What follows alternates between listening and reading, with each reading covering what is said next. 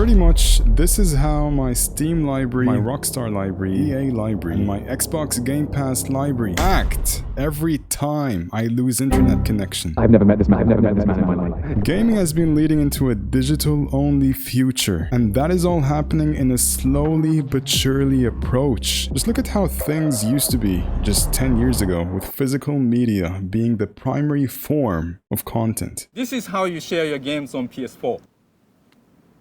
Thanks. And right now, with everything in your library just rented, apparently, hundreds of dollars spent can be Thanos'd in an instant. Especially if you don't behave.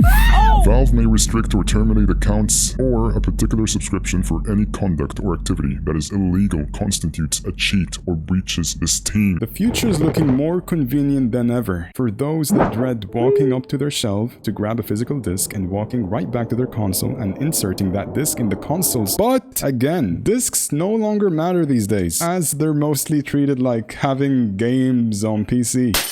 So even if it's a single-player title, or it has a single-player element, I'm looking at you, Ghost Recon Breakpoint and Need for Speed 2015, the game would still require an internet connection to start. And that's not all. If you thought games would work straight from the disc, like the good old PS3 and 360 era, the disc would just be used to download the file from the server. Thankfully, this plague of purposelessness is that even a word?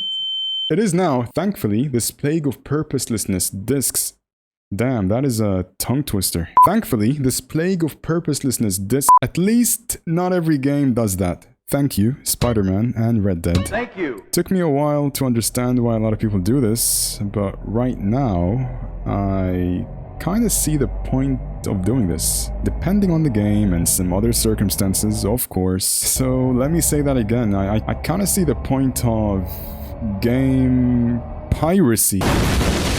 He is very big terrorist. Cancel! What I meant to say is that it's nice to see the industry promote piracy again. This way, things are more guaranteed to stay yours forever. I don't condone piracy though. The main issue with this industry is that companies are doing what they find to be more profitable. And every now and then, drip feed consumers what they've been asking for in the form of buy our next thing to get what you were asking for. I'm kind of going over different subjects here, but just roll with me, okay? I love you. What? A small example that's not entirely related to subscriptions: Sledgehammer Games. If you didn't like Modern Warfare 2 for its movement, or unlocking weapons that require you to use other weapons, potentially in different classes, just to unlock some other weapons in an entirely different class. But don't worry, we got you guys. In our next title, Modern Warfare 3, releasing in 2023, Part 3. That'll be another $70 though. So yeah, nowadays companies are driven by profits that must go up. I believe the next big step will be inspired by YouTube ads. Hopefully, not as brain dead as this one. Hamas declared war against Israel. On a break from the... If you tap now to watch a short... You'll receive 30 minutes of... Just imagine having ads in the game that you're playing. Wait, this actually exists right now.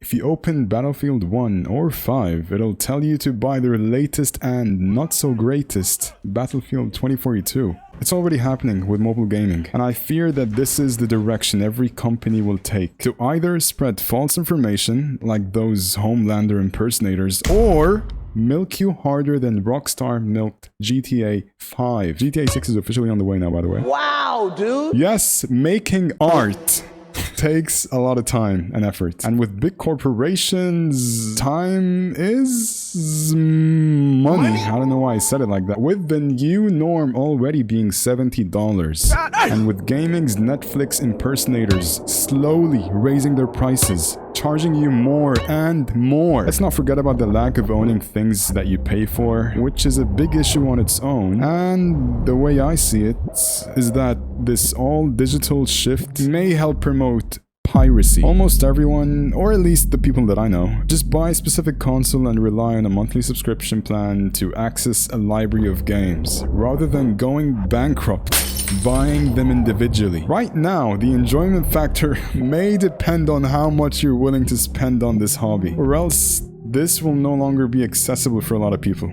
And I'll forever reminisce on the days when games were a form of an artistic expression. Instead of the bottom line for a CEO, if it reflects the movie space at all, good games driven by artistic expressions will become few and far between. Read that in a YouTube comment section. Thank you very much for watching. Let me know your thoughts on this down below. Stay hydrated. I love you. Have a good one. You know what? Let's get everybody up to speed. All right, let's do this one last time. My name is Ziad Muhammad Ahmed. Alright, let's speedrun this. My friend Jaden gifted me Cyberpunk when patch 1.5 released.